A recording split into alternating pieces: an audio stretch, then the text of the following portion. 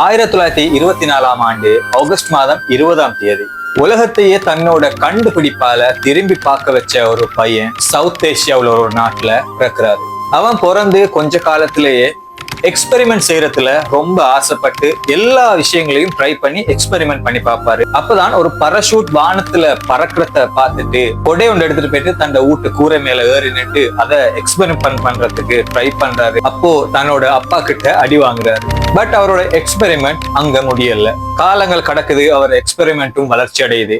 தன்னோட அப்பா விவசாயம் செய்யக்குள்ள பண்ற கஷ்டத்தெல்லாம் யோசிச்சு பாக்குறாரு. அப்போ அதுக்கான ஒரு சொல்யூஷனா ஒரு மெஷினரி ஒன்றை கண்டுபிடிக்கிறாரு. 2 ரோதையில இயங்கக்கூடிய ஒரு மெஷின். அந்த மெஷின் தன்னோட ஊராக்கள் எல்லாருக்கும் பிடிச்சு போகுது. அதை கொண்டு போயிட்டு கவர்மெண்ட்ல அப்ரூவல் பண்றதுக்காக கேட்கிறாரு. அந்த சந்தர்ப்பத்துல கவர்மெண்ட் அதை ரிஜெக்ட் பண்ணி அனுப்புறாங்க. அப்ப என்ன செய்யறாரு, அதே நாட்டுல நிறைய முதலீட்டாளர்கள் இதுக்குள்ள அவங்கள்ட்டையும் தான் கண்டுபிடிச்ச அந்த ப்ராடக்டை கொண்டு போய் காட்டுறாரு. அங்கேயும் இது எல்லாம் ஒரு கண்டுபிடிப்பா அப்படின்னு சொல்லி ரிஜெக்ட் பண்ணி அனுப்புறாங்க.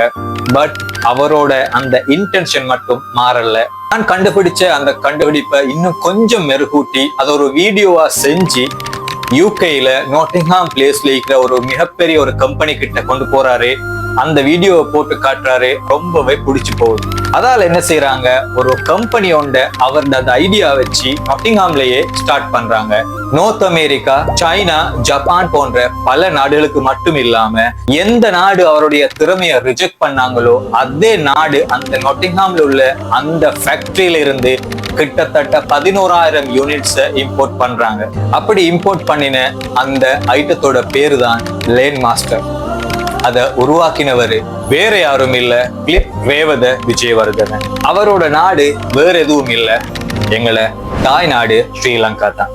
நாம எங்க ரிஜெக்ட் பண்ணப்பட்டோமோ, நாங்க எங்க அவமானப்பட்டோமோ, நாங்க எங்க வேணாம்னு சொல்லி தூக்கி வீசப்பட்டோமோ அந்த இடத்துல ஜெயிச்சு கட்ஸா கம்பீரமா அவரு வந்து நின்ற மாதிரி தான் நாமளும் எங்கெல்லாம் வீசப்பட்டோமோ, எங்கெல்லாம் தூக்கி எறியப்பட்டோமோ, எங்கெல்லாம் எங்களோட திறமைய வீணடிக்கப்பட்டுச்சோ அங்க கெத்தா வளர்ந்து வந்து நிக்கிறோம் பாருங்க.